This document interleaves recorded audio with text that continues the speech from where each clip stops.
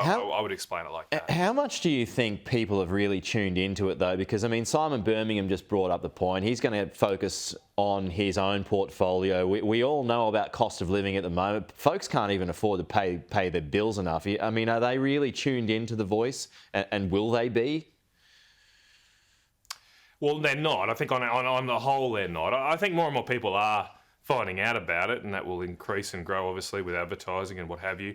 I think it's very instructive here that you notice when the government talks about the voice right now, there's one word they always seem to miss, and that's actually the voice. And so I noticed yesterday that Anthony Albanese, Richard Marles, the Attorney General, Mark Dreyfus, all of them put out tweets supporting and lauding the legislation going through the Parliament. None of their tweets mention the word the voice.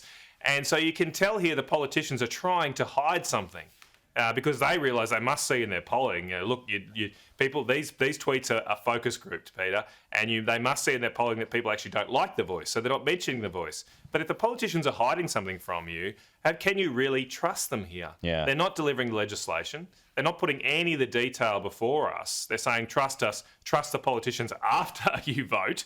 And I think that's a big leap of faith for people to put their trust in politicians. I think that's fair. I mean, yeah, many answers to the questions coming after the referendum. I think there is a big problem there. How can folks be expected to vote on that? But anyway, just a quick one before you go, Matt, on the AEMO boss today, who's warning that energy transition, it's far too slow.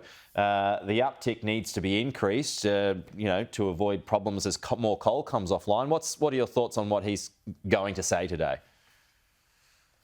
Well, I don't know why this bloke's still in the job. I mean, he said a few months ago that when the Liddell coal-fired power station would shut, it wouldn't increase prices, we'd all be sweet. Well, actually, they went up in New South Wales by 70%. And in South Australia, they've more than doubled. And so how can this guy continue to have a job? He keeps getting it wrong time and time again. His actual own organisation, AEMO, I don't know if he reads his own reports, because his own organisation said last year that we need 8 gigawatts of baseload power over the next decade. Yet every time I hear him talking about new power, he talks about renewables and transition. Renewable energy can't fill that 8 gigawatt gap because it's not baseload. It's not on all the time. So where are we getting that 8 gigawatts? That's what I want to know from him. Batteries clearly can't do it. Hydrogen is not ready. Pumped hydro can't do it. Look at Snowy 2.0.